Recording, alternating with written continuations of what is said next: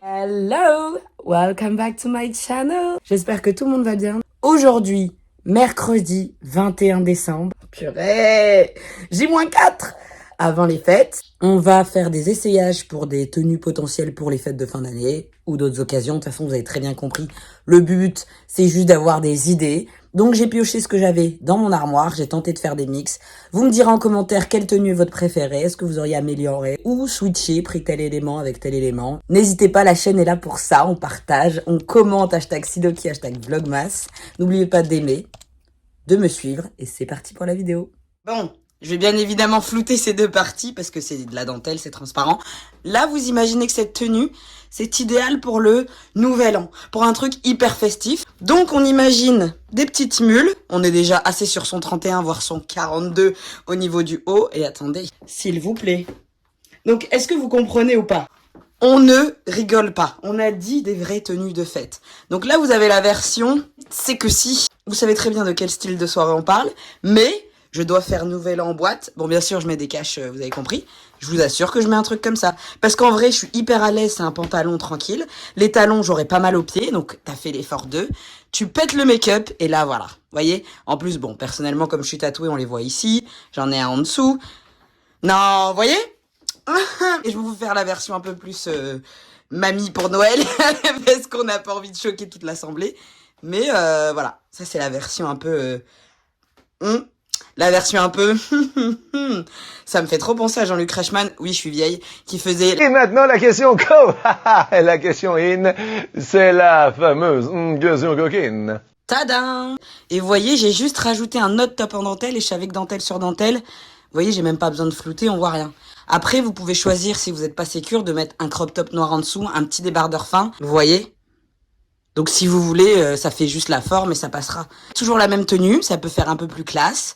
Moi j'aime bien. Passons à la seconde tenue. On met un peu plus de couleur. J'ai une chemise que j'ai rentrée, mais on n'est pas obligé de la rentrer, hein, vous voyez, elle est assez longue. Je trouvais que ça rendait bien parce que, vous voyez les petits détails ici au niveau de la dentelle. Ensuite, short simili-cuir. Normalement, vous l'avez déjà vu si vous me suivez sur Instagram. D'ailleurs, suivez-moi, je le remets ici. Et petite cuissarde. Bien sûr, pas de talons parce qu'on est déjà sur un short qui est, bon, je dirais pas court, si. Enfin bref, il est pas non plus hyper long. On dose les éléments, rappelez-vous, jamais too much. La meuf, elle dit ça il y a 5 minutes, elle était les seins à l'air.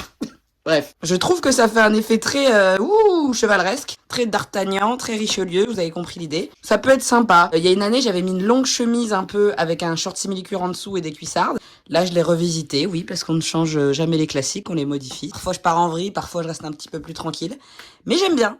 Vous avez déjà vu ce petit haut un petit peu brillant. D'ailleurs, c'est celui que j'ai mis pour le premier jour des Vlogmas. Je pense qu'on a adapté au niveau de la cérémonie de fin d'année. Et j'ai mis ça avec un espèce de legging fendu en bas. Ça affine assez bien les jambes et ça fait un prolongement. Je sais pas ce que vous en pensez. Rien de fou, hein, mais je trouve que ça peut rehausser un peu le truc. Dites-moi ce que vous en pensez en commentaire. Un dérivé du top de tout à l'heure. On a la version blanche. J'ai juste mis un bandeau. Pareil, on peut mettre un crop top blanc en dessous, un soutien-gorge dentelle. Bon bref, ce qu'on veut. Pour le coup, moi j'ai la pommade, donc si je commence à mettre rien avec ça, ça se verra encore plus que quand j'avais du noir. Donc petit rappel avec la ceinture qui permet de tenir ce beau pantalon en velours. Très années 70, de toute façon je vous l'avais montré il me semble dans le haul sur Instagram. Évidemment ceux qui ne savent pas vous ratez. Et les mêmes talons que la dernière fois mais version beige, pareil, enfin version crème quoi. Moi je pars du principe que c'est pas parce que c'est les fêtes de fin d'année qu'il faut mettre une tenue que tu peux pas mettre toute l'année. Après c'est peut-être parce que moi j'ai aucun problème à porter ce que je veux toute l'année. Il y a pas de raison que j'attende Noël pour porter un truc pailleté et inversement. Ça peut faire Noël, un petit peu classe. Bon moi je peux jamais mettre de blanc parce que je me salis tout le temps. Donc là déjà c'est un effort. D'ailleurs ça fait partie des seuls moments de l'année où je porte du blanc. Et puis en même temps on est à l'aise quoi. Soit t'as froid, soit tu te sens pas à l'aise, soit c'est trop court, ça remonte et t'aimes pas, soit t'as mal aux pieds. On n'est pas dans ça. On est là pour bien manger, pour être à l'aise. Voilà, dites-moi ce que vous en pensez en commentaire. Ceux qui savent, c'est une veste absolument incroyable vintage que la grand-mère de mon conjoint m'a offerte. Et elle est... Enfin, vous voyez, hein, vous doutez bien qu'elle a des années et des années d'existence. Regardez la qualité, regardez la beauté.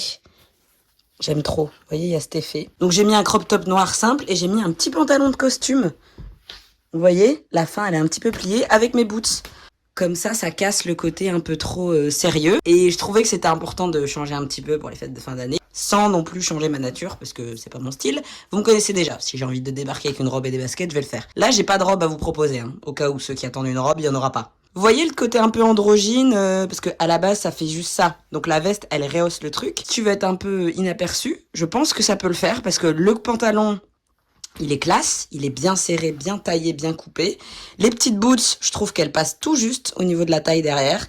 Ça fait pas trop large ni trop fin. Et en même temps, la petite touche de couleur un peu vintage, ça resserre le look. Et puis t'es à l'aise, quoi, tu vois. Je sais très bien que pour certaines personnes, il y a une pression, que ça soit dans l'organisation, que ça soit au niveau des vêtements, que ça soit au niveau de l'habillage, du make-up. Ils vont se faire juger, etc. N'oubliez pas de leur faire un petit doigt, parce qu'on est poli ici. Tout ça pour dire qu'il ne faut pas se soucier du regard des autres.